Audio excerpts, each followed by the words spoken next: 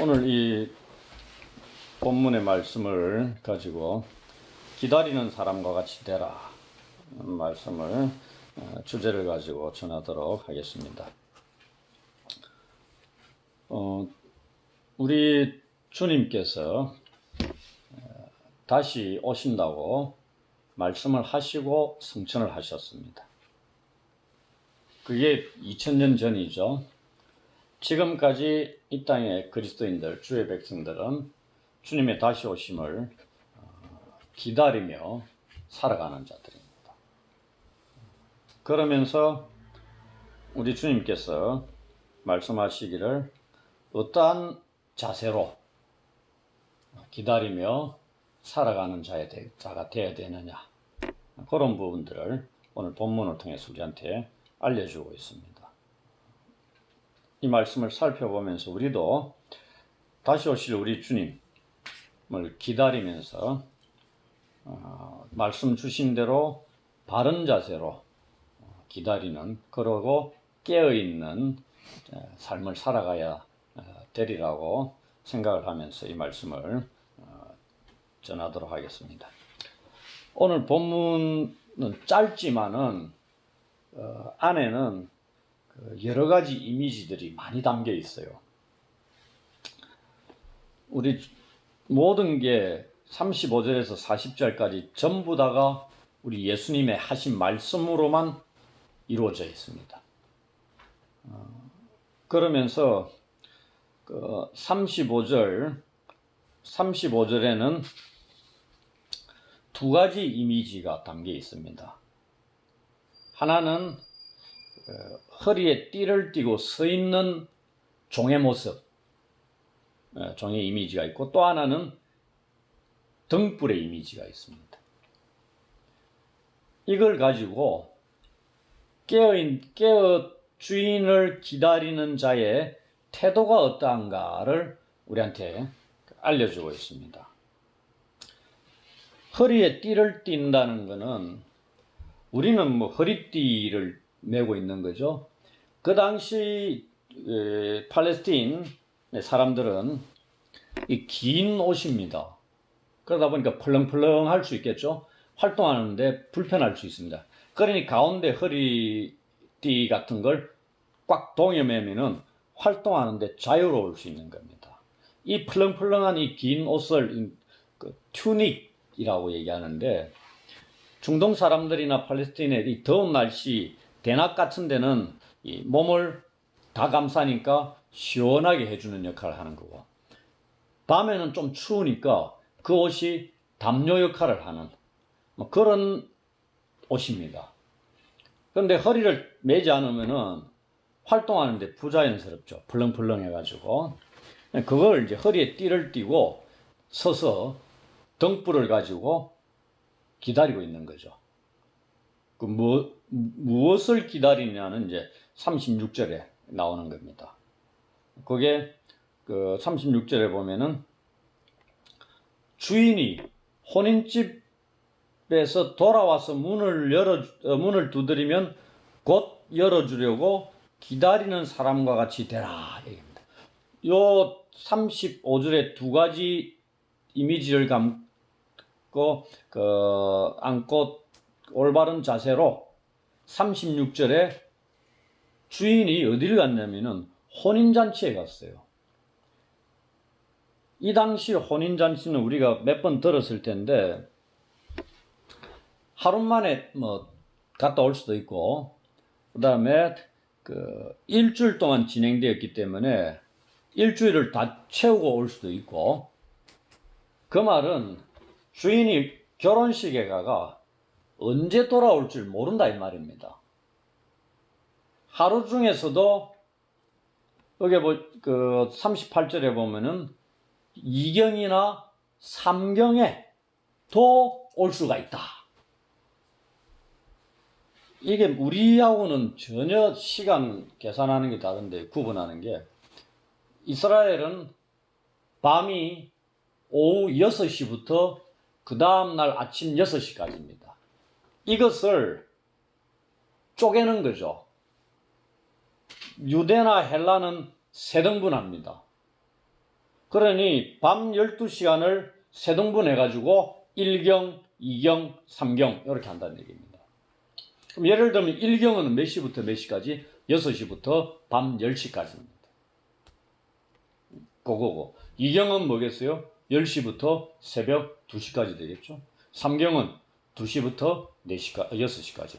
이런 식으로 3등분 나누는 게 헬라와 유대법이고, 이 로마는 4등분합니다.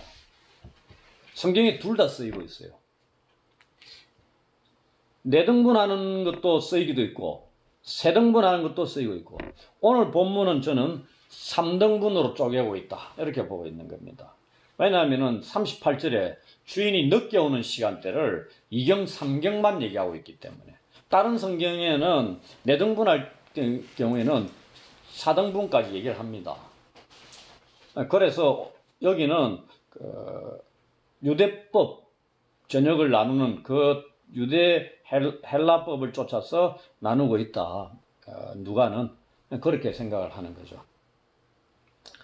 어찌됐든지 간에 주인이 1경에 올 수도 있고, 1경에 오는 건 엄청나게 빨리 오는 거죠. 유대인들 결혼식이 언제부터 시작된댔어요? 저녁에 시작하는데, 해가 떨어지면 시작하는데 1경에 돌아온다는 거는 금방 오는 겁니다. 근데 2경, 3경에 올 수도 있고, 오늘 안 오고 내일 올 수도 있고, 내일 안 오고 마지막 날 올 수도 있고, 언제 올 줄 모르는데 종은 어떻게 해요? 주인이 와가 문을 탁 두드리면 그냥 열어줄 수 있도록 준비하고 있으라는 얘기입니다. 기다리고 스탠바이 하고 있으라는 얘기입니다. 놀라운 겁니다. 주인이 나갔기 때문에 왜 등불을 켜고 있어야 돼요? 그 당시 가로등이 없잖아요. 그 말은 주인이 오는데 길을 밝혀준다 이 말입니다. 우리가 열처녀 비유 때 신랑 올 때 등과 가지고 준비하고 있었다잖아요. 밤에 오니까 길을 밝혀야 된다는 얘기입니다. 그런 게 필요한 게 등불이거든요. 주인이 돌아오는데 술 먹고 돌아올 수도 있고 비틀비틀하면서 올 수도 있잖아요. 그럼 돌부리에 걸려 넘어질 수도 있고, 그런 것들을 방지하는 차원에서 등불을 켜고 밝히고 있으면서 옷도 허리띠에 딱 하고, 왜냐하면 허리에 띠를 띈다는 건 탁 누름과 동시에 재빨리 움직일 수 있는 겁니다. 네, 이런 자세를 가지고 기다리는 사람처럼 되라 이렇게 얘기하는 겁니다. 우리 주님께서 이러한 자세를 가지고 기다리고 있는 자를 주인이 와서 깨어있는 것으로 평가를 하고 있는 겁니다. 우리가 다른 성경들, 다른 본문들 통해서 깨어있어라 이런 말씀을 많이 들었습니다. 여기 종이 깨어있는 것, 이런 자세로 35, 36절에 이런 자세로 기다리고 있는 걸 우리 주님이 뭐라고 평가하고 있냐면, 종들은 깨어있는 것이다 이렇게 얘기하는 겁니다. 잠을 안 자고 있는 단순히 그런 것에서 플러스 자세, 태도가 이런 것이 돼야 된다 이 말입니다. 나는 밤에 잠이 없어요, 늘 밤새 말 수 있어요, 이런 게 아니다는 얘기입니다.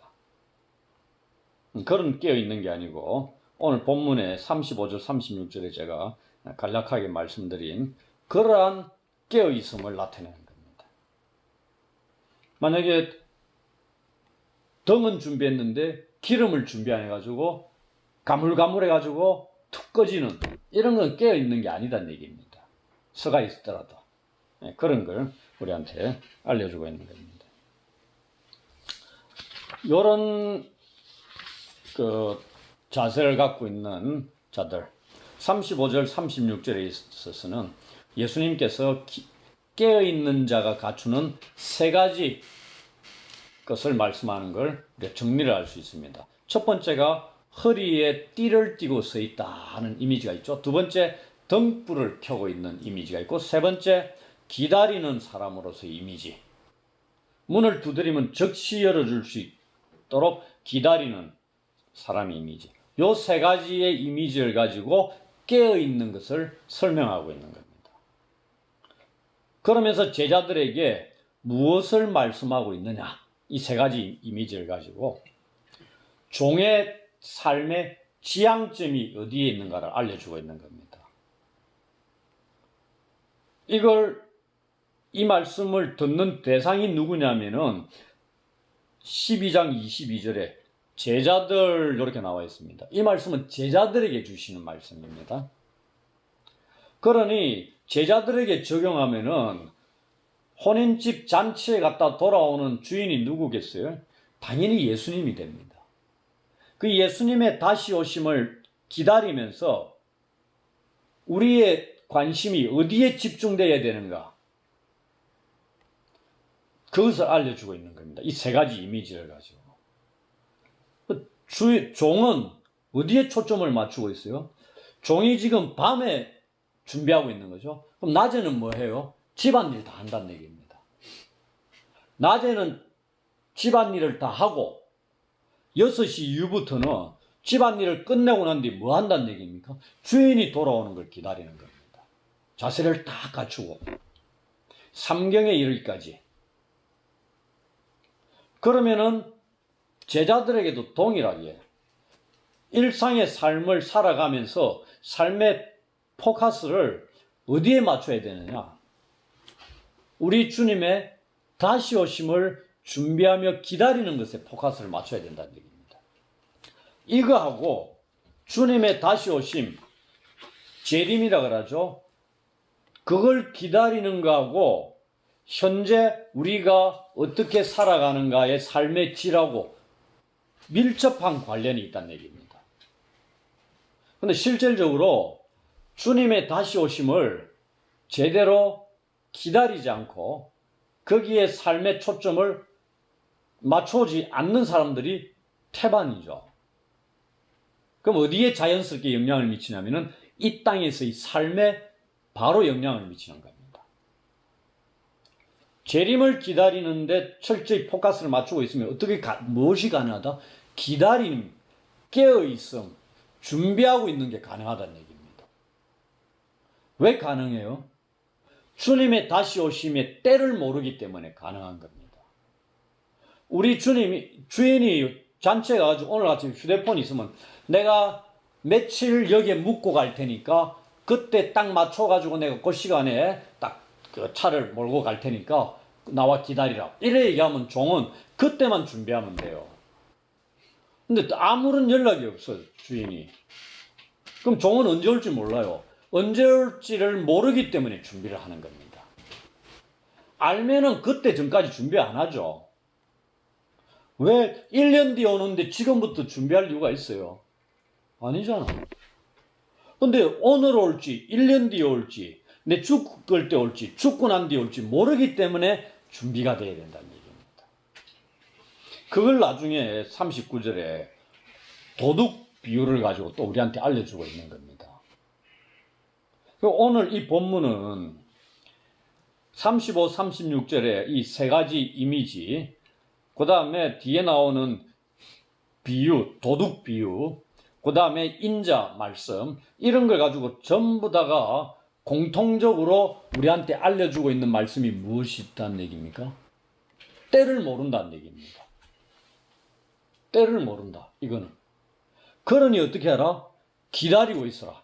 준비하고 있어라. 이런 게 성립이 된다는 얘기입니다.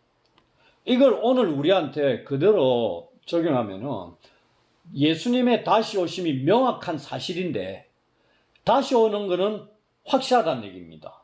단지 우리가 때를 모른다는 것 뿐이기 때문에. 그래서 주님이 구구절절히 말씀하는 것은 깨어 있어야 된다.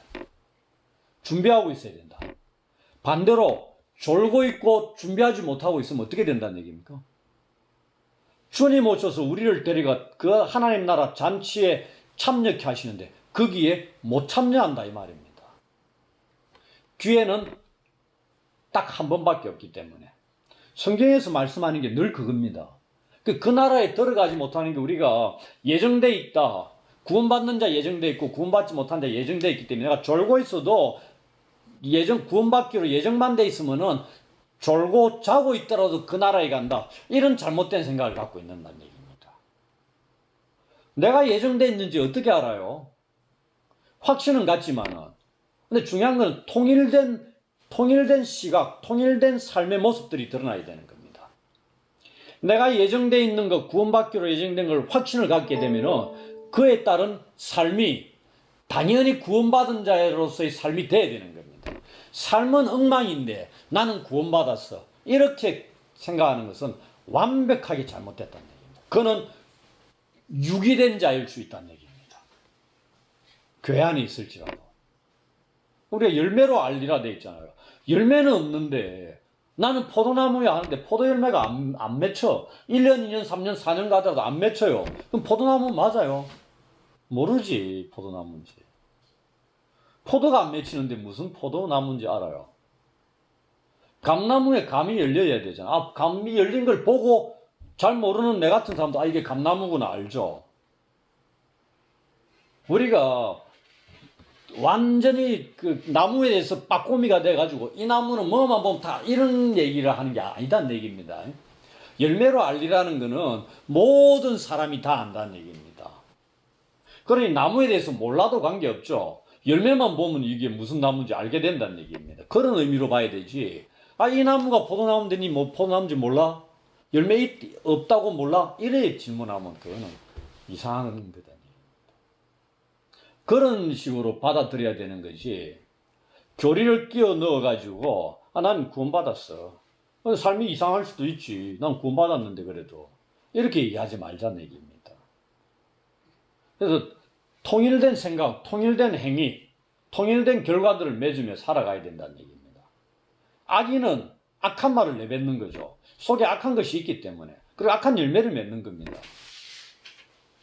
선한 자는 선한 말을 내뱉는 거예요. 선한 열매를 맺고. 왜? 그 속에 선한 게 있기 때문에. 이런 거지.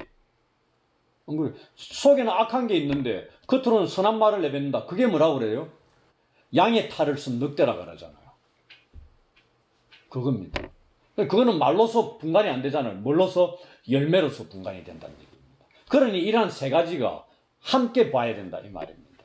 속의 것, 내뱉는 말, 결과물도 드러나는 행위들, 열매들, 이런 걸 다 봐서 얘기를 하자는 얘기입니다. 오늘 이 얘기도 그겁니다. 혼인집 간 주인 기다리는 자와 그 다음에 도둑의 비유와 인자의 비유. 때를 모른다 이겁니다. 기다리는 종도 돌아올 주인의 때를 모르고요.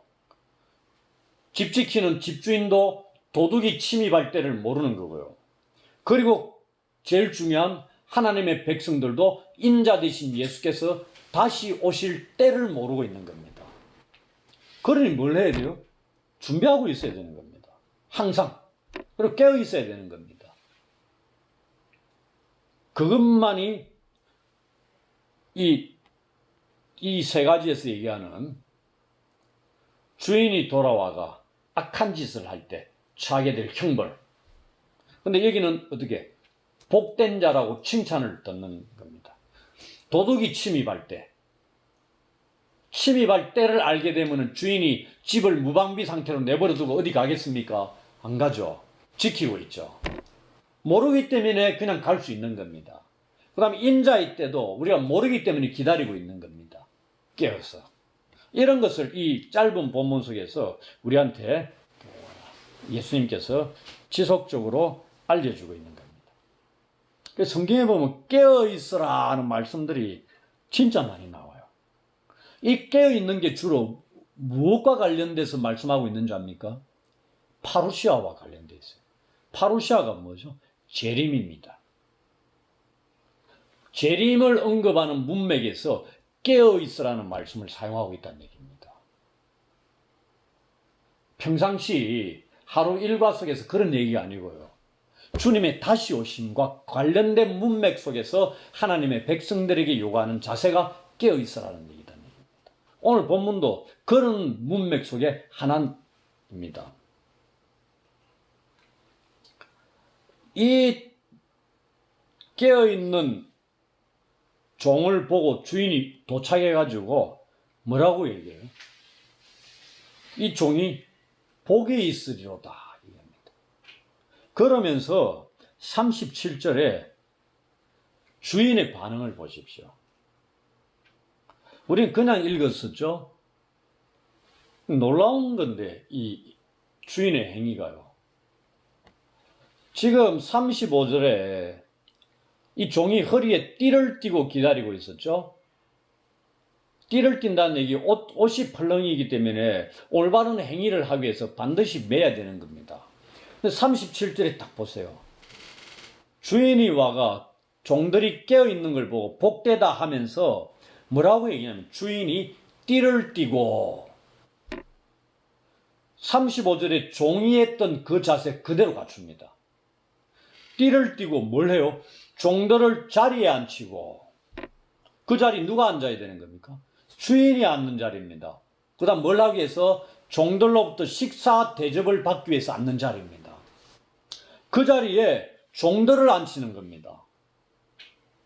그 다음에 앉히고 나와 수종들리라. 이게 무슨 얘기예요? 종이 주인의 자리에 앉고 주인이 종의 위치에서 종을 식사 시중 둔다는 얘기입니다. 오늘날 같으면은 뭐 그룹의 총수가 발 씻겨주고 가끔 이런 거 해요. 근데 이 지금 2000년 전에 중동이나 팔레스타인의 종과 주인과의 관계에서 이 행위는 상상이 안 되는 겁니다. 일어날 수 없는 일이다 이 말입니다. 주인이 종을 섬긴다는 거, 우리 주님의 말씀이기 때문에. 그 다음에 우리 예수님께서도 요한복음 13장입니까? 식사 때 갑자기 일어나가지고 수건을 두르고 제자들의 발을 씻겨주는 일을 하시잖아요. 그러니 제자들이 할 말을 잃어버린 상태에서 있다가 베드로가 이러시면 안 된다고 하잖아요. 그때는 제자들은 종은 아니죠. 스승과 제자와의 관계입니다. 그것도 용납이 안 되는 건데 이거는 지금 주인과 종의 관계입니다. 그 당시 문화로 이해가 됩니까? 제대로 알게 되면 이해가 안 되는 겁니다. 그러니 복되다 하면서 이 종들이 깨어있는 종들에게 주어진 보상이 1차적으로 엄청난 거다는 얘기입니다. 주인으로부터 식사 시중 한번 받는 게 뭐가 그리 대단할까? 이래 생각하죠. 그래 생각하는 건 우리 문화고요. 이 당시 문화로서는 엄청나게 놀라운 큰 영광이다 이 말입니다. 그리고 우리 주님께서 요한복음에 13장에서 17장까지입니까? 마가다락방에서 예수님의 마지막 말씀들 쭉 보면은 제자들을 가리켜서 발 씻기고 난 뒤에 쭉쭉쭉 말씀하시면서 뭐라고 하냐면 너희는 이제 나의 친구다 이런 말씀합니다. 제자들을 가리켜 예수님이 나의 친구다. 그래서 내가 친구를 위해 목숨을 버린다. 이보다 더 큰 사랑이 없다. 뭐 이런 말씀을 합니다. 여기에 종을 주인의 자리에 앉히고 식사 대접을 해주는 건 어찌 보면 이 주인이 종을 종으로 대우하지 않는 것이다 하고 생각할 수도 있는 거죠. 어떻게 보면 친구로 생각할 수도 있고요. 한 식구로 생각할 수도 있고요. 그런 것까지 변화가 일어났다는 얘기입니다. 깨어있는 종들에게 주어진 보상이라는 게. 그 종들은 전혀 예기치 못한 겁니다. 그리고 이 장면은 너무나 강력한 겁니다. 파워풀하다는 얘기입니다. 우리는 그냥 밋밋하게 읽지만 이 당시 문화적인 배경을 안고 보게 되면 그렇다 이 말입니다. 이게 우리에게 적용될 수 있는 거죠. 우리가 인자 되신 예수님의 다시 오심을 준비하고 깨어 있을 때 어떻게 된다는 얘기입니까? 장차 하나님 나라에 그 잔치 자리에 초대받아서 참여케 하는 하나님 나라 잔치 식탁의 식사 대접에 참여 받을 수 있다는 것을 의미한다는 얘기입니다. 이게 소망인 거죠. 주인이 돌아와 이렇게 했다는 것은 우리 주님 다시 오시면 깨어있는 우리들을 이렇게 대접할 거다. 이걸 보여주고 있는 거죠, 미리. 그래서 이러한 보상을 생각하면서도 생각해봐요. 종이 하루 종일 집안일 다 하고 그 다음에 주인이 올 때 만약에 삼경 끄트머리 오면 아침 6시 오는 겁니다. 그럼 종은 자요 못 자요? 못 잡니다. 그럼 주인이 왔다고 고생했어 하루 밤샜지 하루 쉬어 이러겠습니까? 우리가 다른 누가복음에 보면은 하루 온종일 밤늦게 일을 하고 주인이 딱 돌아왔는데 뭐라고 얘기해요? 이제 니는 쉬어라. 내가 밥 알아서 차려 먹을 게가 아니고 내 밥 다 챙겨주고 그 다음에 니는 네 밥을 챙겨 먹어라. 그럼 내 밥 다 챙겨주고 했다고 내가 주인한테 살해하겠느냐? 종한테 잘했다고 고맙다고 인사하겠느냐? 아니다 이 말입니다. 그때 뭐라고 종이 뭐라고 해야 돼? 나는 무익한 종입니다. 할 일을 했을 뿐입니다. 이렇게 얘기하라고 제자들에게 요구하시는 겁니다. 그거는 이 땅에서 주를 섬기는 자에게 요구하는 자세입니다. 근데 이거는 마지막 깨어있는다는 얘기는 그때는 깨어있다는 얘기가 안 들어가요. 그런 일상에 주어진 자리에서 우리들에게 맡겨진 사명을 감당하 나갈 때마다 우리가 하나님 앞에 내가 뭔가 했으니까 하나님 내한테 채워줘야 되지 않느냐 이 땅에서 하나 할 때마다 뭔가 당근이 있어야 되고 보상이 있어야 되지 않습니까? 내가 쇠가 빠지고 고생했는데 요렇게 요구할 신분이 아니다 이 말입니다. 열심히 하고 무익한 종입니다. 주인에게 아무런 도움이 안 되는 종입니다. 그냥 마땅히 해야 될 일을 했을 뿐. 이렇게 고백하라는 거고 이 본문은 마지막 때 얘기단 얘기입니다. 주인이 딱 오면은 인자 대신 예수님이 오면은 이제는 하나님 나라 가는 거죠. 종말의 때 얘기하는 거고요. 그 본문이 다른 겁니다. 여기에 우리는 마지막 때 오실 주님을 기다리면서 소망할 때 깨어있는 종들에게 주시는 보상을 희망해야 되는 거죠. 요거는 희망해야 되는 거죠. 네, 사양하겠습니다 하면 뭔 말이야? 하나님 나라 안 가겠다는 거잖아요. 이거 말도 안 되는 겁니다. 이 땅에서 하루하루 주어질 때 교회 사역을 하든지 그때는 내가 하나님 무익합니다. 내가 자랑할 거 하나도 없습니다. 얘기할 수 있죠. 그저 은혜입니다. 이렇게 얘기하는 겁니다. 근데 마지막 때 주님 맞이하는 때를 기다리는 자로서 소망은 어디에 두느냐? 우리 주님 오셔서 나를 데리고 하나님 나라에 가서 잔치 자리에 참여하는 그 영광의 자리에 앉혀주실 그때를 희망합니다. 그게 뭐 잘못됐어요? 그건 아니잖아요. 그걸 희망하라는 얘기입니다. 이 본문에서는. 그러면서 주인 오심을 종이 2경, 3경에까지 이러한 자세로 깨어서 기다렸듯이 똑똑 두드리면 즉각 문을 열어드릴 그런 자세로 살아가라 이 말입니다. 힘들잖아요. 종이. 힘들지만 그 소망, 보상이 어마어마하다는 얘기입니다. 우리가 달란트 비유나 이런 데 다른 데 요 하나뿐만 아니고 달란트 비유를 보면은 그다음에 머나 비유면 10고를 맡긴다. 뭐 이런 얘기 합니다. 10머나, 5머나, 이게 머나가 뭐 동전이 가치가 그래 큰 건 아니요. 달란트는 어마어마하지만 머나 비유 요 정도 충성했는데 10고를 맡긴다고 보상을 해줍니다. 이거는 비교 자체가 안 되는 겁니다. 내가 한 달 직장 생활 했는데 이 나라 이민족을 다 주겠다 뭐 이런 것 비슷한 겁니다. 하나님의 보상이 그런 겁니다. 그런 것이 우리한테 하늘에 주어진다 이 말입니다. 그러니 이 땅에서 충성하는 거잖아요. 이 땅에서 모든 걸 잃어도 관계없다는 얘기입니다. 왜? 하늘의 보상이 엄청나게 채워지기 때문에.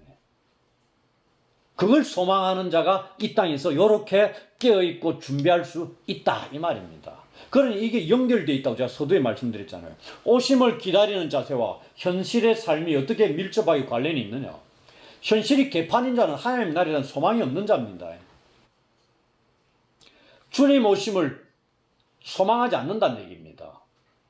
주님 좀 늦게 오십시오 이렇게 생각하는 자들입니다. 오늘 오면 진짜 두려워 떨 수 있는 자들이죠. 그렇게 삶이 연결이 되어 있기 때문에 이 말씀이 우리가 중요시하면서 살펴볼 그런 가치가 있는 그런 말씀이라는 얘기입니다. 그 다음에 38절은 제가 말씀드렸죠. 2경이나 3경은 유대법 시간 그걸 가지고 누가는 보고 있는 겁니다. 삼경에도 올 수 있다. 이 말은 뭐예요? 주인이 늦게 올 수도 있다는 말입니다. 종의 기대와는 어긋나게 올 수 있다 이 말입니다. 아니 주인이 평소는 밤 12시 되면 오시더만은 내가 지금 2시가 돼도 안 와요. 안 올 수 있다 이 말입니다. 4시가 돼도 안 와. 안 올 수 있습니다. 6시 됐는데 안 와요. 하루가 샜잖아요. 그럼 또 이제 일과가 시작되는 겁니다. 또 밤이 되면 또 기다리는 겁니다. 그겁니다. 주님 오심, 주인이 오시면 지연될 수 있어요. 그걸 말씀하고 있는 겁니다. 그래도 그같이 하고 있는 것을 보면은 복되다 이 얘기입니다. 일경 때만 오후 6시에서 밤 10시까지만 탁 깨어있고 10시 되니까 오늘 안 오실랍갑다 해가 들어가 TV 자고 이게 아니다 이 말입니다. 잤는데 12시 올 수 있죠. 끝나버리는 거예요. 종은 그 다음날 뭐라고 했어요? 주인님 제가 10시까지 기다렸습니다. 평소에 10시 되면 오시던 분이 안 오시고 오늘 안 오실 줄 알고 제가 잤습니다. 내일 일도 있고 이러니까. 이렇게 변명할 수 있는 거죠. 그런 게 아니다는 얘기입니다. 그 다음에 39절에 뭐라고 또 얘기하냐면은 도둑의 침입에 대한 얘기죠. 도둑이 침입하는 것 어느 때에 몇 시에 집을 뚫고 도둑이 어떻게 이런 집을 뚫고 들어와요? 표현이 이상하죠? 전혀 이상 안 합니다. 그 당시 집들은 벽이나 천정이 뭘로 이루어졌다고요? 진흙을 하고 지프로 섞어가지고 했습니다. 그러니 마가복음 2장인가 침대를 지붕으로 올라가지고 지붕을 파고 달아내렸대죠. 침대가 이 정도도 더 크겠죠. 사람을 눕히니까. 이거보다 더 큰 침대를 4사람이 앉고 1층에서 옆에 이스라엘 집은 계단이 있어요. 단층짜리인데 지붕이 있다는 얘기입니다. 팽팽한 지붕. 그 지붕에 올라가지고 침대를 달아내릴 수 있을 만큼 다 팝니다. 충분히 팔 수 있어요. 왜? 진흙으로 발랐기 때문에. 그 다음에 군데군데 짚을 섞어가지고 이런 건데 벽도 마찬가지입니다. 도둑이 얼마든지 뚫을 수 있어요. 그러니까 이게 표현을 쓴 겁니다. 오늘 같으면 이런 거 있는데 이렇게 뚫는다 그러면 뭐라고 뚫어요? 콘크리트 드릴 차를 들고 가 뚫어야 되는데 그게 아니다는 얘기입니다. 얼마든지 조그만한 장비 그 다음에 허술하면 손으로도 파가지고 구멍을 뚫는다는 얘기입니다. 급하면 그런 거거든요. 그런데 도둑이 침입의 때를 알았으면 주인이 뭐하고 있겠어요? 뚫는 곳 딱 써가지고 지키고 있겠죠.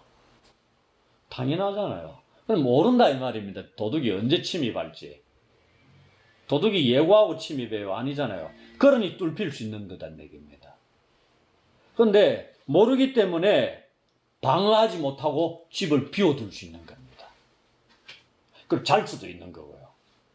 아니다 그러면 방비를 하죠. 그 얘기를 하고 있는 겁니다. 마찬가지로 40절에 결론적으로 예수님의 포인트는 이거죠. 기다리는 종의 말씀을 하고 도둑의 말씀을 하고 난 뒤에 뭐에 대해서? 동일하게 인자 대신 자신의 오심에 대해서 말씀하는 겁니다. 근데 예수님의 오심을 도둑과 비교한다는 것도 좀 그렇죠. 우리 주님이 도둑같이 온다고 표현도 돼 있어요. 그걸 가지고 꼬투리 잡으면 안 됩니다. 우리 주님이 도둑처럼 진짜 야비하게 오시는구나. 이래 생각하면 안 된다는 얘기입니다. 뭘 말씀하다는 얘기입니까? 오늘 본문에 명확하게 알려져 있잖아요. 오실 때를 모르는 것을 비유하자는 얘기지. 밤에 침입하는 도둑만큼 좋은 비유가 어디 있어요? 괜찮다는 얘기입니다. 우리 주님이 도둑이다 이게 아니잖아요. 도둑같이 모르게 온다는 얘기입니다. 그러니 어떻게 준비하고 있어야 된다는 얘기입니다. 우리 주님은 인자는 성경에서 예수님께서 친히 자신을 가리킬 때 썼던 유일한 칭호가 인자입니다. 그 인자는 인자의 의미를 알기 위해서는 책 한 권을 읽어야 될 정도로 분량이 어마어마합니다. 배경인 다니엘서 7장부터 시작해가지고 저도 다 몰라요. 그런데 대체로 인자이신 예수님 말씀하실 때 죽으심 이런 부분에 대해서도 인자에 대해서 말씀을 많이 합니다. 어쨌든 인자는 예수님의 입에서 나온 유일한 칭호입니다. 그러면서 인자가 나온 말씀들 쭉 보면은 어떤 상황에서 인자를 쓰셨는가는 성경을 복음서를 읽다 보면 우리가 충분히 알 수 있습니다. 그래서 이거는 뭐냐면은 우리의 삶에 있어서 위험에 노출되는 건 어떤 경우다? 준비가 결여된 상태에 있다. 이 말입니다.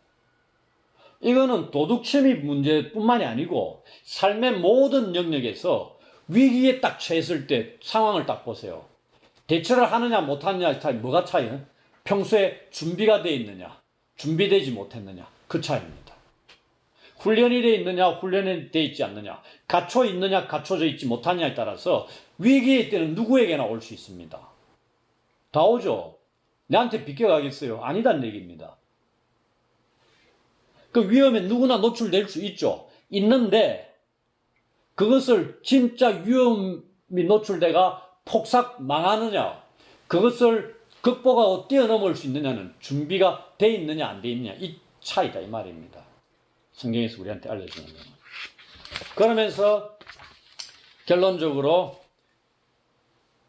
인자가 오실 때도 너희가 생각하지 않은 때에 인자가 오리라. 너희는 누구요?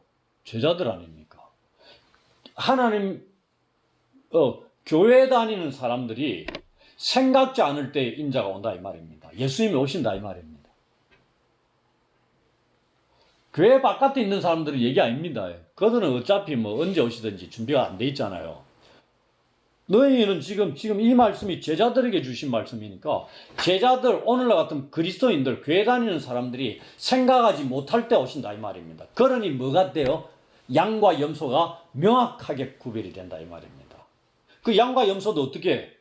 교회 바깥에 있는 사람들은 전부 다 염소죠. 믿음이 없는 자들은 전부 다 염소죠. 그 교회 안에 있는 자들 속에서도 양과 염소가 분리가 되는 겁니다.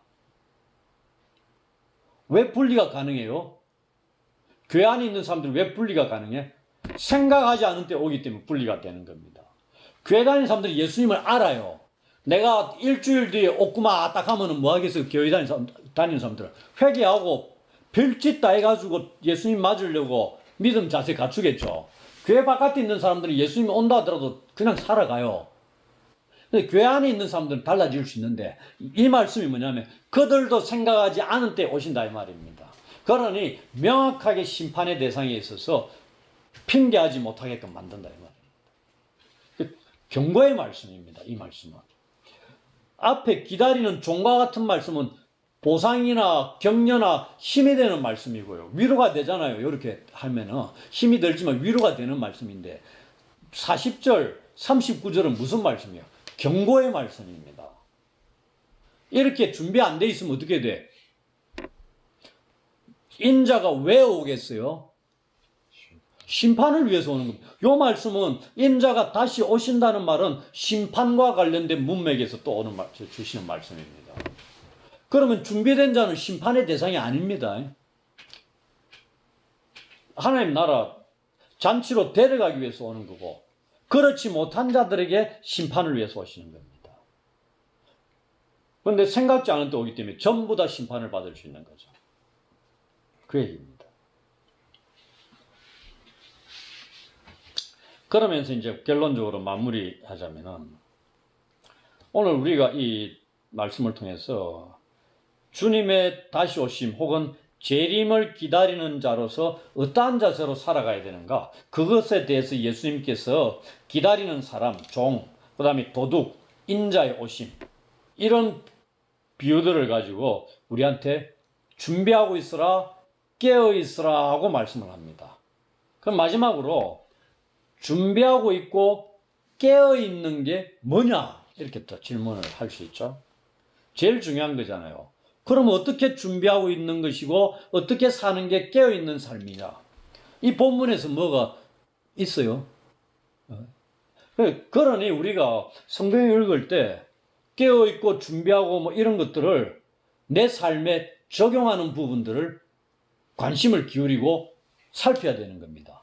근데 우리 주님께서는 성경에 깨어있는 게 뭐고 준비하는 게 뭔가나 이런 부분들을 알려줬겠어요? 안 알려줬겠어요? 알려줬죠. 그 다음 저 구스탱이 알려줬겠어요? 오늘 본문의 앞뒤를 보면 알려주는 겁니다. 뭐냐면은 오늘 본문은 13절부터 48절 이 사이에 살펴보면은 우리가 준비하고 있는 게 무엇이고 깨어있는 삶이 어떤 삶인가를 알려주는 겁니다. 12장 13절로 21절에는 우리가 얼마 전에 제가 말씀을 드렸죠. 이거는 뭐냐면은 깨어있고 준비하는 삶이 주님의 다시 오심을 기다리며 준비하는 겁니다. 주님의 다시 오심을 소망하며 깨어있는 겁니다. 그게 뭐냐? 이 13절로 21절의 어리석은 부자 비유를 통해서 알 수 있는 것은 재물에 대한 탐욕을 물리치라. 만몬 숭배로부터 돌아서라. 이겁니다. 준비하고 깨어있는 거예요. 그 다음에 22절부터 34절에 우리가 평사리 가는 길 있을 때 설교를 했을 겁니다. 그때 누가 왔다 그랬어요? 중간에 윤동원 집사님 들어올 때 그날에 했던 설교 본문입니다. 그럼 이게 뭐다? 깨어있고 준비하는 삶이 일상의 염려로부터 벗어나라는 얘기입니다. 대신에 하나님의 나라를 구하라. 하나님의 나라가 뭐예요? 하나님의 통치와 다스림을 어떠한 신분으로? 우리의 아버지 노릇 해주시는 분으로서 통치하심, 다스리심을 신뢰하라 이 말입니다. 그러니 그분의 다스리심, 아버지로서 통치하심을 신뢰하는 자가 어떻게 될 수 있다? 일상생활 속에서의 먹고 마시고 입는 것에 대한 염려로부터 자유할 수 있다는 얘기입니다. 그럼 오늘 이 본문 주인의 집에 있는 종에게 물어봅시다. 이 종이 내일 뭘 먹지? 고민하겠어요? 내일 내가 뭘 입고 살지? 고민하겠어요? 안 하죠? 내가 먹고 마시고 입는 건 누가 책임져 줘요? 주인이 다 책임져 주죠. 안 그래요? 이 종의 관심은 뭐만 있으면 됩니까? 우리 주인이 악한 주인이 아니기만을 기다리면 됩니다. 기대하면 됩니다. 당연한 거예요. 악한 주인이면은 그 밑에 살아가는 종들은 고통스러운 거죠. 대신에 선한 공의로운 주인이면은 그 집에 사는 종들은 어떻게 돼요? 평화롭게 먹고 마시고 입는 것이 보장이 됩니다. 그겁니다.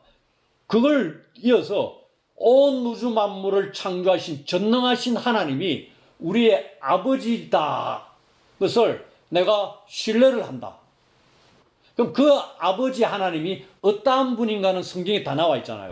악한 분이냐, 선하시고 자비로우신 분이냐 나와 있잖아요. 뭔 고민합니까? 우리 하나님이 악한 분이면 어쩌지? 고민해야 돼요? 안 하죠. 고민할 필요가 없는 겁니다. 이미 성경에 하나님은 자비로우시고 사랑이 풍성하시고 공의로운 분이라고 구구절들이 설명이 되어 있어요. 그분이 우리 아버지 노릇 해주신다 되어 있습니다. 그래서 그분의 아버지 노릇 해주심을 그냥 신뢰를 해라 이 말입니다. 그리고 너희가 일반 사람들이 가지고 있는 먹고 마시고 입는 것에 대한 염려는 딱 제쳐둬라는 얘기죠. 염려하지 말라는 겁니다. 내일 일도 염려하지 말라는 얘기입니다. 이 종들이 염려하겠어요? 안 하듯이 너희도 염려하지 말고 오직 하나님의 다스리심에만 신뢰를 해라. 이렇게 사는 것이 준비하고 깨어있는 삶의 한 모습이다. 저는 그렇게 보는 거죠. 이 문맥 속에서 그 다음에 41절로부터는 책임이나 주어진 직무에 대해서 우리가 오실 주님을 기다리면서 악한 짓을 하면 안 된다는 것을 알려주는 겁니다. 책임이 있는 자로서 그 책임에 충실해야 된다 이 얘기죠. 여타 종들을 괴롭히고 주의 백성들, 이웃들, 동료들에게 악을 행하는 짓을 하면 안 된다 이 말입니다. 그 얘기를 하는 거예요. 이 세 가지 것들이 우리가 준비하고 깨어있는 삶이다. 저는 이제 그렇게 보는 겁니다. 또 다른 바울서 신들이나 이런 데서는 또 다르게 볼 수 있는데 오늘 본문에서는 이러한 자세로 살아가는 것이, 그러니까 본문 속에서 충분히 구체적으로 적용을 할 수 있고 우리에게 도움을 받을 수 있다는 것을 충분히 살펴볼 수 있는 거죠. 이 말씀이 그런 의도로 우리에게 주신 말씀이고, 이 본문 속에서 그리스도인의 정체성 중에 대표적인 것 하나가 기다리는 사람입니다. 우리는 기다리는 사람이에요. 다시 오실 주님을 대망하면서 그 잔치 자리에 부름받으실 그 소망을 갖고 기다리는 사람으로서 살아가는 그리스도인들이라는 것을 본문에서 알려주고 있습니다.